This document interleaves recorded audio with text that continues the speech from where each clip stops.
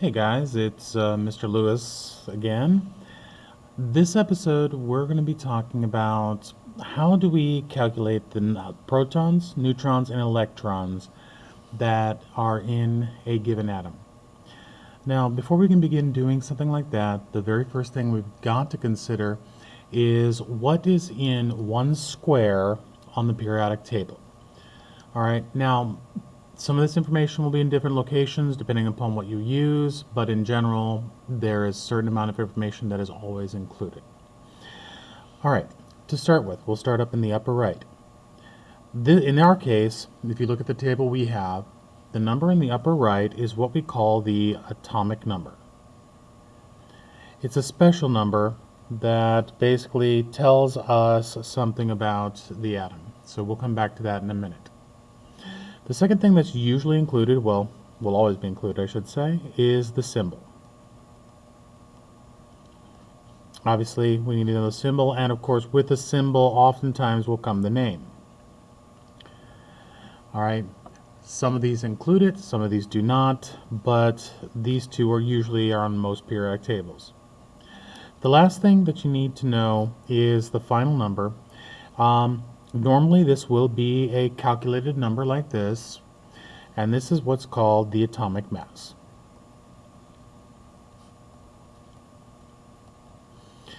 All right, so that's the beginning. This is the information you're going to need in order to calculate the protons, neutrons, and electrons in a given atom. So let's break this down. As I just said, we have protons, neutrons, and electrons.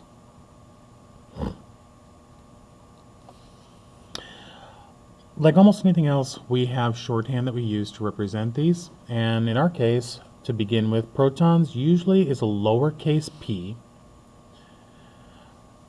It has a charge of +1 and a mass of what we call 1 AMU. And an AMU simply stands for atomic mass unit.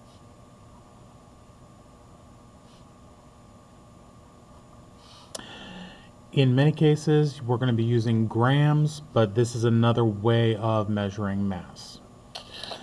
The location of the proton, well, from the notes that we took the other class, it is going to be found in the nucleus. All right, neutrons. Neutrons, lowercase n. Now, neutrons sounds like neutral, which is exactly what it is, which means it does not have a charge. All right. It also, like the proton, has a mass of 1 AMU and can also be found in the nucleus. The last piece is the electron. This one here is the only one that we generally put the minus sign with. So you'll see an E with a minus sign to represent electrons.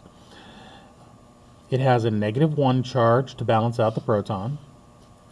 Now, these are extremely light. So in our case, that means our mass is going to have a mass of 0. It takes approximately 1,890 electrons to equal the mass of 1 proton. All right. For right now, location, we'll get back to this in our next unit, is we can find these in the cloud, okay, or the areas surrounding the nucleus. All right. Now, when it comes to representing protons, neutrons, and electrons, okay, we use what's called isotope notation. Oftentimes it is written like this, with the element symbol written in the center, and then you'll have numbers in different corners. Each of these numbers gives us different information on that particular atom. And here's where you've got to be careful. All right.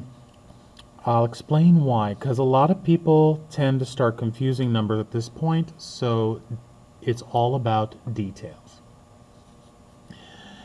In this part, the first thing we're going to look at is we're going to look at the upper left.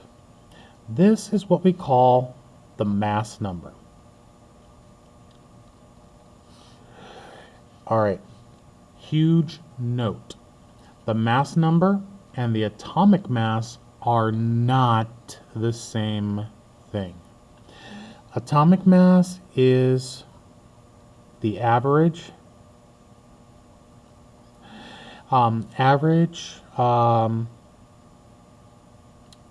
good grief.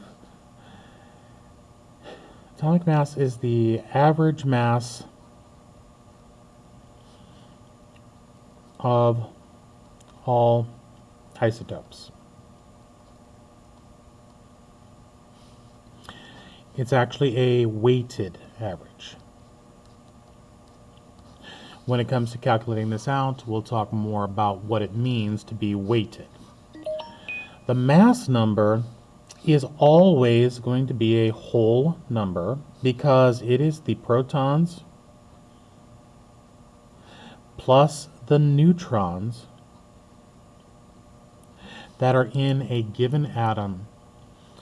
All right, so you need to pay attention because these two will not always be the same.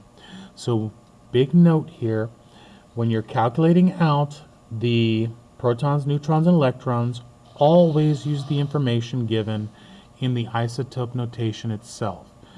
The only number you're going to pull from the periodic table for doing this kind of work is this, the atomic number.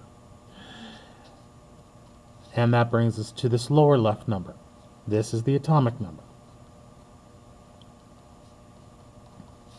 The atomic number is equal to the number of protons.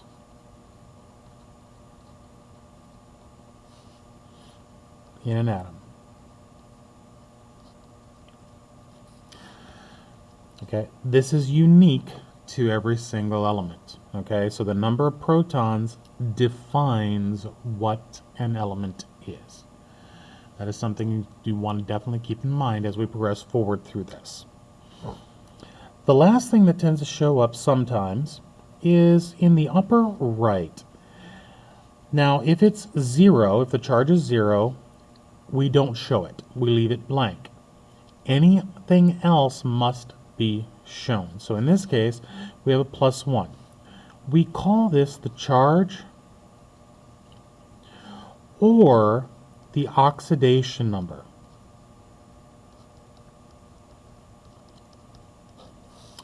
We'll come back to what it means for the oxidation numbers later. All right, so this is part 1 of the notes. The second part coming up will be how we go about calculating out the number of protons, neutrons, and electrons. The last thing we'll go over with here is formulas. In this case, once again, we have to be able to calculate it. So you need to know that the mass number is a number of protons plus the number of neutrons together. Mass number will always be given to you in isotope notation, even if nothing else is. The reason being, the atomic number can be looked up, but to know the number of neutrons in an atom, in a given atom, we must have the mass number. Uh-oh. All right. The second thing is charge. How do we calculate out the charge? Well, the charge, or the number in the upper right, is equal to protons minus electrons. Remember, no number here, then the charge equals 0. So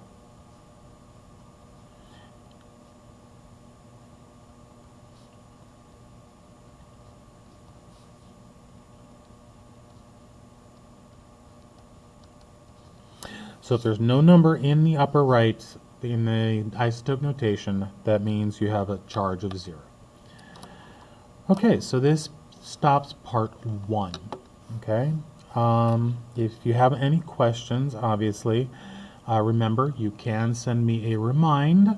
I'll be more than glad to go over this. Part 2 is going to be actual practice calculations.